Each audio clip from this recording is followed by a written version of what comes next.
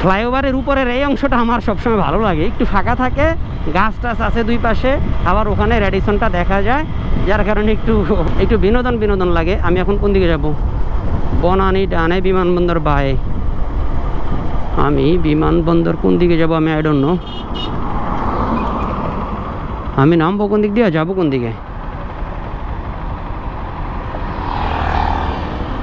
বনানী ডানে, বিমানবন্দর বায়ে। তাহলে আমি বিমানবন্দর তো যাব না, আমি বনানীর দিক দিয়েই নেমে যাই।